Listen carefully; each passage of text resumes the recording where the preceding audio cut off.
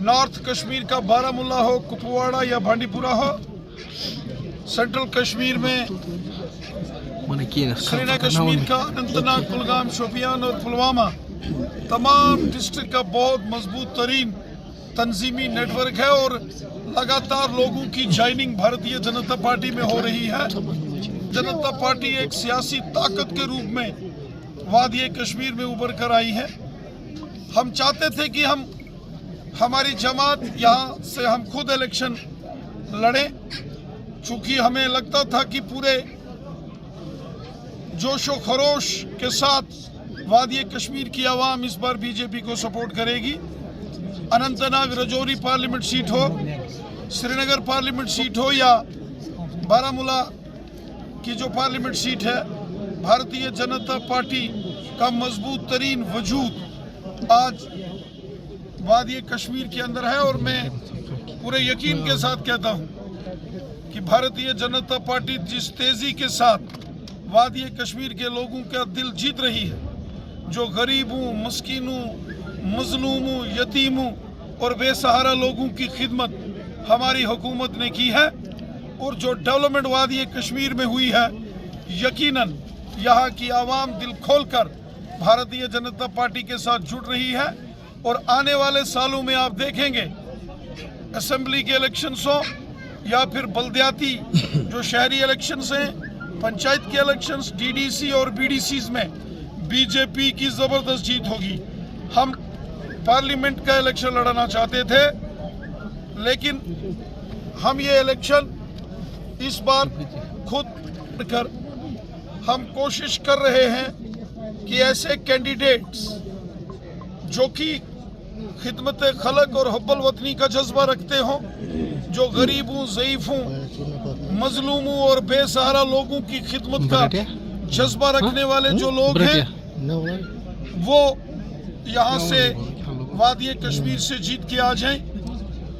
वो शख्स, वो कैंडिडेट्स जो अमन चाहते हैं, जो वादी कश्मीर में डेवलपमेंट चाहते हैं, जो कैंडिडेट्स चाहते हैं कि वादी कश्मीर में हिंदू, मुस्लिम, सिख मिलकर आपसी भाईचारा मजबूत करते हुए एकजुट होकर रहे और वादी कश्मीर में अमन, खुशहाली और भाईचारा मजबूत हो। और वो उम्मीदवार, वो कैंडिडेट, वो शख्स जो ये चाहते हैं कि वादी कश्मीर में अमन और खुशहाली हो, ऐसे शख्स जीतकर अगर मेंबर पार्लियामेंट बनते हैं और पार्लियामेंट में जाते हैं, यकीनन वो यहाँ के लोगों की खिदमत करेंगे।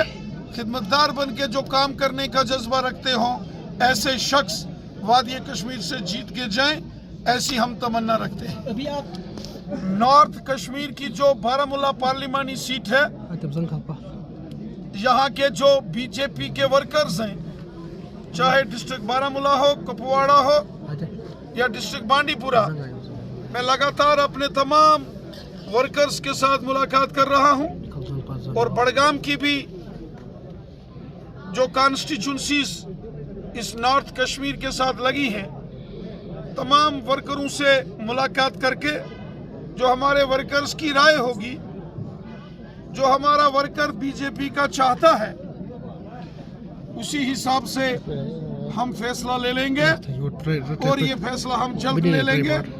लेकिन हम चाहते हैं कि वो शख्स जो अमन में यकीन रखता हो, वो शख्स जो गरीबों, मजलूमों, मजदूरों, किसानों, काश्तकारों और बेसहारा लोगों का खादिम बन के काम करने का जज्बा रखता हो, वो शख्स जो डेवलपमेंट की ओर ध्यान दे, वो शख्स जो भाईचारे को मजबूत करे और वो शख्स जो सबको साथ लेकर चले, ऐसा कोई शख्स यहाँ से अगर जीत के जाएगा, हिंदुस्तान के पार्लियामेंट में जाएगा, तो यकीनन वो लोगों की खिदमत करेगा और उससे लोगों का भला होगा।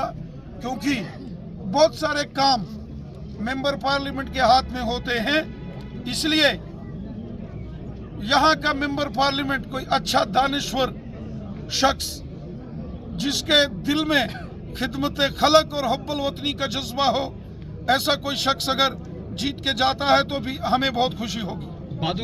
मोहतरम डॉक्टर फारूक अब्दुल्ला साहब इस बात को अच्छे तरीके से जानते हैं कि जिस तरीके से पूरे मुल्क में आज मोदी साहब की और बीजेपी की जबरदस्त लहर है, फिर तीसरी बार मोदी साहब मुल्क के प्राइम मिनिस्टर बनेंगे, वजीर आजम बनेंगे, क्योंकि पूरे मुल्क की आवाम की उनको सपोर्ट है। और मैं यकीन से कहता हूं कि आने वाले सालों में आप वादी कश्मीर में भी असेंबली के इलेक्शंस में कमल के फूल को खिलता हुआ जरूर देखेंगे, जो मोदी हुकूमत ने काम किए हैं।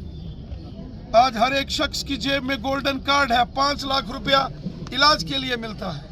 वो हिंदू को भी है, मुसलमान को भी है, सिख को भी है, ईसाई को भी है, वो गुजर बकरवाल को भी है, पहाड़ी कबीले को भी है, और वो हर कश्मीरी की भी जेब में है। इसी तरीके से काश्तकार किसानों के खाते में 6-6 हज़ार, गरीबों को गांव-गांव में मकान, जिनके सर के ऊपर छत नहीं होती थी, उनको छत बना के मकान बना के देने का काम मोदी हुकूमत ने किया। और मोदी साहब ने जो लाडली बेटी सुकन्या समृद्धि योजना, जो खवातीन के लिए स्कीम्स लगाई, जो गरीब लोगों को हजार पेंशन, और इसी तरीके से जो डेवलपमेंट आज वादी कश्मीर के गांव-गांव और शहर में हो रहा है, वो चाहे कुपवाड़ा हो, बारामूला हो, बांडीपुरा हो, श्रीनगर हो, गांदरबल हो या बड़गाम हो, पुलवामा, अनंतनाग, कुलगाम या शोपियान हो, हर जगह जो आज डेवलपमेंट है मोदी साहब की देन है। एम्स हॉस्पिटल, पूरे हिंदुस्तान में एक एम्स हॉस्पिटल होता था दिल्ली के अंदर दारुल हुकूमत में, और दूसरा एम्स कश्मीर के अवंतीपुरा में बनके तैयार हो रहा है। ये मोदी साहब की देन है। और आज कश्मीर का भी बच्चा दिल खोलकर मोदी साहब को, मरकजी हुकूमत को सपोर्ट करता है। सबका साथ, सबका विश्वास, ये हमारी सरकार का मिशन है। सब हमारे हैं, कश्मीरी भी हमारे हैं, गुजर बकरवाल भी हमारा है, पहाड़ी कबीला भी हमारा है, जम्मू का डोगरा भी हमारा है, पूरा जम्मू कश्मीर हमारा है। हमको सबकी इज्जत, सबका एहतराम और सबसे मोहब्बत। मोहतरम उमर अब्दुल्ला साहब इस बात को समझते हैं कि जबरदस्त जीत के साथ मोदी साहब हैट्रिक लगाने वाले हैं, बीजेपी की जीत होगी। अब चूंकि वो अपोजिशन कांग्रेस के साथ मिलकर इलेक्शन लड़ रहे हैं, इसलिए सच्चाई और हकीकत को बयां करने से उनको थोड़ा जो है वो परहेज हो रहा है। वरना उमर साहब भी इस बात को अच्छे से जानते हैं कि तीसरी बार फिर मोदी सरकार मुल्क के अंदर आएगी, मोदी साहब हैट्रिक लगाएगी। ये तो मुल्क का बच्चा जानता है। उमर साहब तो खैर एक बड़े सियासतदान हैं और वो इस बात को अच्छे से समझते हैं कि मरकज में पूरी ताकत के साथ बीजेपी तीसरी मर्तबा फिर हुकूमत बनाएगी। राहुल्ला साहब जो नेशनल कॉन्फ्रेंस के कैंडिडेट हैं श्रीनगर पार्लिमानी सीट से, उन्होंने फार्म भरा है। उनके फार्म में या उनके सर्टिफिकेट्स में या उनके डेट ऑफ बर्थ का क्या मामला है, इसका मुझे कोई इस पर बयानबाजी नहीं करनी है। ये इलेक्शन कमीशन का मामला है, ये रिटर्निंग अफसर का मामला है, ये वो देखेंगे। इस किस्म का जो पर्सनल, जो किसी की जात को लेकर या किसी के पर्सनल मसाइल को लेकर मैं कभी तनकीद नहीं करता, ना उस पर मुझे कोई बयानबाजी करनी है। ये इलेक्शन कमीशन का मामला है, कानून का मामला है। अगर वो ठीक होगा तो ठीक, वरना इसको इलेक्शन कमीशन देखेगा, इसका मेरे से कोई लेना देना नहीं। अनंतनाग राजौरी पार्लिमानी सीट जो है वो 2 हिस्सों में आती है। एक हिस्सा जो पीर पंजाल के साउथ में जो राजौरी पुंछ का एरिया है, और एक पीर पंजाल के नॉर्थ में जो अनंतनाग कुलगाम शोपियान का एरिया आता है। और एक ही रास्ता है सड़क का, मुगल रोड, जो कि पीर की गली के रास्ते कनेक्ट करता है। इस वक्त भारी बारिश और बर्फबारी के चलते पूरा मुगल रोड, पीर की गली बफलियाज तक और पीर की गली से शोपियान तक सड़क बंद है। बहुत भारी बर्फबारी हुई है, इसलिए कैंपेन करना, उस एरिया में आना जाना वो बंद हो चुका है। इसलिए इलेक्शन कमीशन ने इसका फैसला लिया है। आप जो पहाड़ के एरिया हैं, शोपियान के, जैनपुरा के, कुलगाम दमाल हांजीपुरा के, या मंडी लॉरेंस सब्जियां, सुरनकोट बफलियास चंडीगढ़ के एरिया, डोगरा पुशाना के एरिया में चले जाएंगे तो बर्फबारी के चलते वहाँ जो है पोलिंग स्टेशन तक जाना मुश्किल था। इसलिए शायद इलेक्शन कमीशन ने ये फैसला लिया है। इस पर कोई बयानबाजी नहीं होनी चाहिए, कोई इलेक्शन कैंसिल नहीं हुआ है, 20 ही दिन तो आगे गया है और 20 सबको मिले हैं, सभी जमातों को 20 दिन और एक्स्ट्रा मिले हैं कैंपेन के लिए। रेना साहब काफी सारे भारी बारिश और बर्फबारी के चलते जिला कुपवाड़ा के कई इलाकों में बहुत बड़ा नुकसान हुआ है। मैं खुद यहाँ नॉर्थ कश्मीर के जिला कुपवाड़ा के अलग अलग इलाकों का मैंने दौरा किया है। वो लंगेट कॉन्स्टिट्यूंसी के गांव हो, हंदवाड़ा कॉन्स्टिट्यूंसी के अलग अलग गांव हो, कुपवाड़ा, लोलाब, त्रिगाम कॉन्स्टिट्यूंसीज के अलग अलग गांव का मैंने दौरा किया है। मैं वादिय करना में भी जाना चाहता था, लेकिन साधना पास बर्फबारी के चलते बंद होने से वहाँ मैं नहीं जा पाया, लेकिन जल्द वादिय करना का भी मैं दौरा करूँगा। मैंने खुद अपनी आंखों से देखा है कि भारी बारिश से जो सैलाब आया है उसने लोगों का बहुत नुकसान किया है। मैं गांव के अंदर पहुंचा हूं और मैं लेफ्टिनेंट गवर्नर साहब से ये गुजारिश करता हूं कि इस सारे ये जो बाढ़ सैलाब से मुतासर इलाकों का इंतज़ामिया के लोग दौरा करके रिपोर्ट बनाएं और जो लोग इस सैलाब की जद में आ गए, जो फ्लड विक्टिम्स या फ्लड अफेक्टेड जो लोग हैं, उनकी फ़ौरन मदद की जाए।